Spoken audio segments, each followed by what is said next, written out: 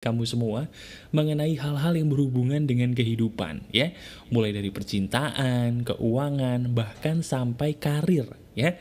Jadi bagi kamu penggemar pagar kehidupan, saya jamin insya Allah dengan izin Tuhan hidup kamu bisa menjadi lebih baik asalkan syaratnya cuma dua, mau terus dengar pagar kehidupan, dan yang paling penting adalah praktek.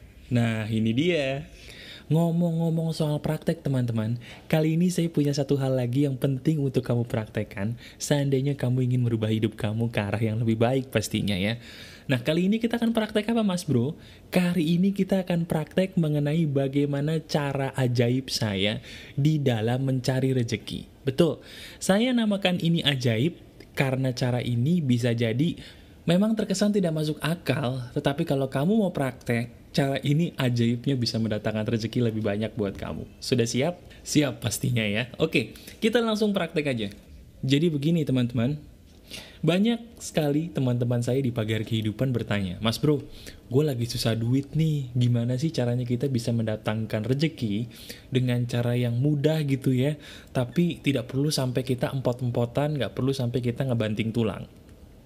Gini teman-teman, saya paling bingung jujur kalau ada orang yang mengatakan kerja keras itu harus sampai banting tulang. Saya bingung banget. Loh bingungnya kenapa mas bro? Saya bingung, kenapa tulang yang capek-capek Tuhan ciptain untuk kita berdiri tegak, malah kita banting-banting? Saya nggak percaya sama sekali dari kecil bahwa yang namanya pekerjaan itu harus sampai banting tulang, harus sampai keringet berdarah-darah. Itu menurut saya mohon maaf konyol. Lah, tapi kan emang bener gitu mas bro, kita diajarin di sekolah kita harus kerja keras untuk dapat banyak duit. Nah itulah, salahnya kita punya sistem pendidikan yang salah.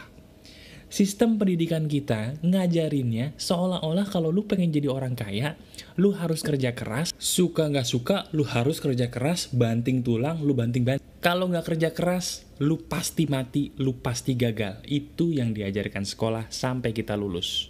Itu yang diajarin sekolah, ya kan? Nah, celakanya semua orang terlanjur percaya dengan filosofi yang diajarkan sekolah kita tersebut. Padahal itu salah besar teman-teman.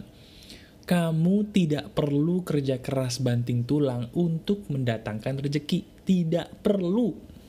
Nah, terus gimana caranya mas bro? Kalau kita nggak perlu banting tulang, terus kita pengen dapat banyak uang, tolong ajarin dong. Nah, caranya adalah sederhana. Begini, saya kalau ditanya, misalnya ada orang nanya gitu, cara lu cari duit gimana sih? Saya akan langsung bilang begini, kamu harus tahu bahwa yang namanya uang itu sama seperti perempuan. Bagi yang laki-laki dengerin ya, uang sama seperti perempuan. Samanya di mana mas bro? Samanya begini, perempuan kalau semakin dikejar, mereka akan menjauh. Tapi begitu kita nggak kejar, perempuan tiba-tiba datang. Bener apa enggak? Kalau kamu yang sudah pernah pacaran, atau mungkin kamu sudah menikah, kamu ngerasa nggak sih, ketika kamu membutuhkan perempuan yang tepat di samping kamu cari nggak ketemu-ketemu gitu. Tapi begitu kamu udah ikhlas, udah lepas, udah nggak mikirin, tiba-tiba malah ketemu perempuan yang tepat buat kamu. Kamu ngerasa nggak? Ya. Dan bagi kamu mungkin yang masih dalam pencarian pacar, kamu kejar-kejar tuh cewek nggak dapet. Tapi begitu kamu udah lepas, udah gue lepasin tuh cewek, tiba-tiba tuh cewek SMS kamu, nelpon kamu. Pernah nggak mengalami hal seperti itu? Pernah ya? Nah, kalau perempuan seperti itu, uang pun seperti itu. Uang tuh, kalau kamu kejar, kamu justru akan dipermainkan oleh uang. Sama seperti perempuan, kalau kamu ngejar perempuan, kamu yang akan dikontrol perempuan. Kamu kerja keras banting tulang, itu namanya kamu ngejar uang, dan itulah penyebab utama kenapa rezeki kamu, mohon maaf, gitu-gitu aja. Orang yang ngejar uang itu akan semakin menjauh, kalaupun dia dapat uang, uangnya tidak sebanding dengan apa yang sudah dia lakukan. Sekarang saya tanya, bagi kamu yang sering kerja lembur hanya demi uang, saya tanya, kamu ngerasa puas nggak sih dengan pendapatan kamu setelah kamu kerja lembur? Bagi kamu yang sekarang mungkin kerja keras banting tulang berdarah-darah, jujur dari hati yang terdalam saya tanya, kamu puas nggak dengan penghasilan kamu saat ini setelah kamu lembur dan kerja keras banting tulang? Puas nggak? Sebagian besar orang akan mengatakan, tidak puas mas bro, kayaknya gue ngerasa apa yang gue kerjakan tidak sebanding dengan apa yang gue dapat. Betul? Kalau memang itu betul, itulah kesalahan terbesar kamu karena kamu mengejar uang, karena kamu menyediakan diri untuk dikontrol uang. Itu kesalahan kamu. Nah, terus kalau itu kesalahan gue mas bro, terus cara ngobatinnya bagaimana? Cara ngobatinya adalah begini, kalau saya di posisi kamu, saya selalu pertama kali akan mengatakan kepada diri saya sendiri perkataan begini, saya lebih berharga daripada uang. Karena saya lebih berharga daripada uang, saya tidak mau dalam tanda kutip menyembah uang, apalagi sampai mengejar-ngejar uang. Yang saya lakukan adalah, dengarkan baik-baik, yang saya lakukan adalah memancing uang, memancing rejeki. Itu yang saya lakukan. Nah, kalau memancing berarti kita kayak ikan dong bro. Bener. Sekarang kamu pikirin, kalau kita mancing ikan, kamu apa yang kamu kerjakan ketika kamu mancing ikan? Kamu akan milih umpan yang terbaik, kamu akan memilih alat pancing yang cocok, dan kamu akan tinggal duduk menanti ikan mana yang mau mencapit umpan kamu tinggal tarik kan? Nah, rezeki pun seperti itu. Cara mencari rezeki yang paling bagus adalah dengan cara dipancing. Cara mencari jodoh atau perempuan yang paling bagus juga dengan cara dipancing, sama. Nah, cara mancingnya gimana mas bro? Cara mancingnya adalah, kalau rezeki, dengarkan baik-baik, rezeki itu terpancing menggunakan 3 hal. Yang pertama, menggunakan sedekah dengan barang yang kamu cintai. Oke, sedekah dengan barang yang kamu cintai. Yang kedua, rezeki itu akan terpancing menggunakan syukur yang dalam dengan teknik yang kemarin saya ajarkan. Dan yang ketiga, rezeki itu pun akan selalu mendatangi diri yang berkualitas. Cuman 3, sedekah, syukur, dan diri yang berkualitas. Kalau perempuan gimana mas bro? Perempuan juga sama. Perempuan yang pas buat kamu akan terpancing menggunakan sedekah yang ikhlas, syukur yang dalam, dan kualitas diri yang memang ada dalam diri kamu. Kalau masalah sedekah mas bro, gue udah belajar dari lu kemarin, alhamdulillah. Kalau syukur, gue juga udah belajar dari lu mas bro, gue udah bisa bersyukur. Nah tapi nomor 3 ini nih, gimana nih? Maksudnya kualitas yang ada dalam diri itu gimana? Gini teman-teman, kamu, saya, dan semua orang yang ada di sekitar kamu, itu diciptakan Tuhan pasti ada kelebihan. Itu pasti. Gak mungkin orang terlahir di dunia ini tanpa kelebihan, itu tidak mungkin. Nah yang jadi masalah, tidak semua orang sadar akan kelebihannya masing-masing. Ada orang yang mungkin sama seperti kamu, harus diingetin dulu kelebihannya apa, baru dia sadar, oh iya ini kelebihan gue. Nah, saya memberi nama kelebihan itu dengan sebutan keunikan diri. Setiap orang itu terlahir unik teman-teman. Yang perlu kamu lakukan adalah kamu tetaplah menjadi diri kamu sendiri yang unik. Sekali lagi, kamu hanya perlu melakukan tetaplah menjadi diri kamu sendiri yang unik. Nah pertanyaannya gini mas bro, gua kalau lu kasih tahu cara menjadi unik, caranya gimana? Nah, saya akan memberikan poin-poin sederhana, tolong kamu catat kalau perlu, atau mungkin kamu dengarkan video ini berulang-ulang, hal-hal sederhana yang bisa membuat kamu dalam sekejap menyadari keunikan diri kamu, oke? Dengarkan baik-baik. Pertama, saya akan mengatakan dulu apa sih penyebabnya kamu jadi susah menemukan keunikan diri. Penyebab kamu susah menemukan keunikan diri kamu sendiri adalah kamu menjadi tidak tahu keunikan diri kamu apa karena kamu gampang terpengaruh dengan orang lain. Itu penyebabnya. Kamu melihat teman kamu lebih ganteng daripada kamu ngerasa jelek. Padahal kamu ganteng, hanya versi gantengnya berbeda. Ganteng kamu mungkin hitam manis, nggak kayak teman kamu, gantengnya mungkin ganteng putih bersinar gitu. Tapi kamu hitamnya hitam manis, dia putih bersinar, sama-sama ganteng, oke? Atau bisa juga ada hubungannya dengan pekerjaan. Mungkin kamu minder ngeliat teman kamu kerja kantoran sukses, padahal jiwa kamu, jiwa pengusaha. Kalau kamu minder ngeliat teman kamu sukses jadi karyawan, kamu akan berusaha untuk jadi karyawan, padahal jiwa kamu, jiwa pengusaha. Itu yang menyebabkan kamu kehilangan diri sendiri, karena kamu terpengaruh dengan mudahnya dengan orang lain. Betul nggak?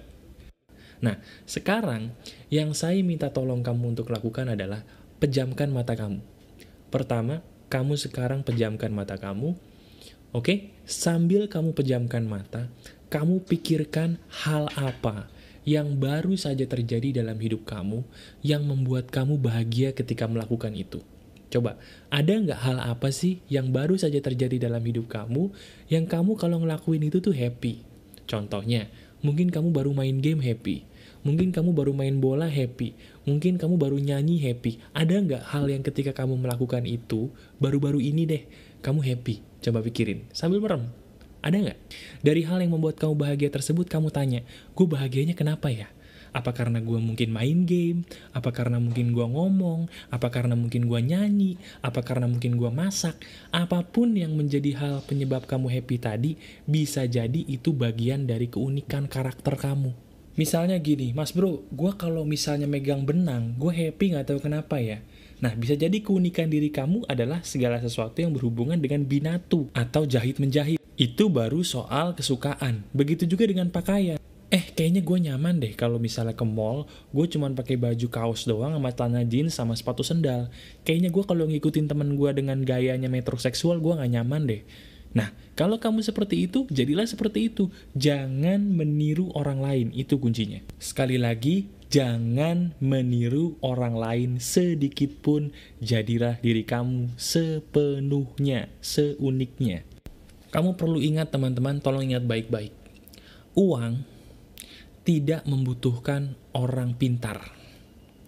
Uang membutuhkan orang yang pintar memancing mereka. Sekali lagi saya ucapkan, uang tidak membutuhkan orang pintar. Tapi uang membutuhkan orang yang paham betul bagaimana cara memancing mereka dengan keunikan diri mereka.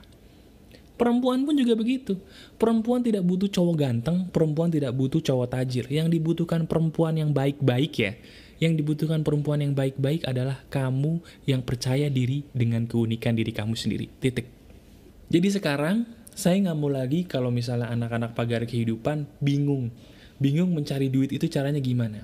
Cara mencari duit yang paling efektif, pancing dengan 3 hal tadi. Sekali lagi saya ingetin, pancinglah menggunakan sedekah, pancinglah menggunakan syukur yang dalam, dan pancinglah untuk selalu percaya diri dengan keunikan yang sudah Tuhan kasih ke dalam diri kamu sepenuhnya. Cukup itu saja. Ya. Nah, terus gitu doang bisa dapat duit mas bro? Bisa. Asal kamu melakukan satu hal lagi. Nah, satu hal ini nih yang penting sebelum kita berakhir ya. Satu hal ini yang disebut dengan pemahaman akan kuasa Tuhan. Teman-teman, saya kasih tahu, mau kamu agamanya apapun, mau kamu percaya Tuhan atau enggak, di dalam semesta alam ini berlaku sebuah hukum. Hukum yang disebut dengan hukum kebijaksanaan Tuhan. Artinya, semua hal dalam hidup ini, mau kamu sadari atau enggak, semua sudah ada yang mengatur. Dalam semesta alam ini, ada yang mengatur rezekinya ke orang yang tepat, di waktu yang tepat, dan jumlahnya pun pasti tepat. Gak percaya? Nah, coba kamu pikirin baik-baik. Bagi kamu yang sekarang pernah bersedekah makanan ke orang-orang yang susah di jalan, kamu pikirin deh, kapan terakhir kali kamu bersedekah makanan ke orang susah yang ada di jalan? Sekarang kamu coba pikir, apakah orang yang kamu sedekahi makanan di pinggir jalan waktu itu menyadari bahwa pada waktu itu dia akan mendapatkan makanan dari kamu? Dia bakal ngira nggak kalau pada waktu itu dia akan mendapatkan makanan dari kamu? Kalau dijawab dengan jujur, dia pasti tidak akan mengira. Tapi dia dapat makanan dari kamu kan? Kok bisa? Karena itu sudah ada yang ngatur. Siapa yang ngatur? Hukum kebijaksanaan Tuhan. Intinya, saya ingin memberitahu gini.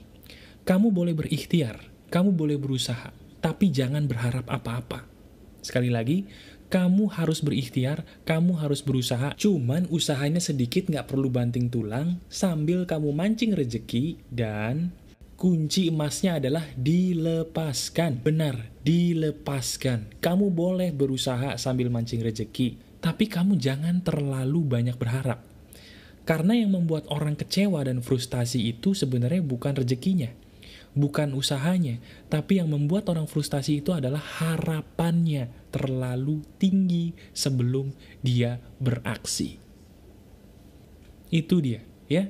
Banyak orang jadi sakit, banyak orang jadi stres, bahkan banyak orang menjadi gila hanya karena dia berharap terlalu banyak kepada hal yang disebut dengan uang. Nah, jadi caranya gimana mas bro?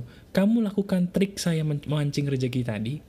Kamu pancing rezeki sambil kamu ikhtiar sedikit saja cukup, tapi tidak perlu berharap apa-apa. Kamu ikhlaskan hasilnya kepada Tuhan sepenuhnya, kamu gak usah ngarepin apa-apa, kamu hanya fokus untuk memancing rezeki sambil sedikit berikhtiar. Nah, ajaibnya di sini teman-teman. Ketika kamu memancing rezeki menggunakan sedekah, syukur, dan keunikan diri, kemudian kamu ikhtiar sedikit aja, lalu setelah itu kamu ikhlas kepada Tuhan hasilnya apapun, di situ ada keajaiban. Percaya atau enggak, itu fakta. Oke, ingat, yang membuat kamu frustasi bukan pekerjaan kamu, tapi harapan kamu yang terlalu tinggi, dan juga yang membuat kamu frustasi adalah cara kamu yang salah di dalam mencari rezeki, dan kamu juga harus ingat, rezeki itu dipancing, bukan dikejar. Pancinglah rezeki, dan ikhtiarlah sedikit, sambil kamu tidak perlu berharap apa-apa, nikmati saja prosesnya, maka keajaiban akan segera terjadi. Kalau ini bisa terjadi dalam hidup saya yakin ini juga pasti bisa terjadi pada hidup kamu. Praktekkan apa yang saya katakan ini, dan lihat hasilnya, semua pasti akan berbeda dibandingkan sebelumnya. Saya Aryan Surya dari Pagar Kehidupan, keep spirit, keep sharing, and keep loving. Bye-bye.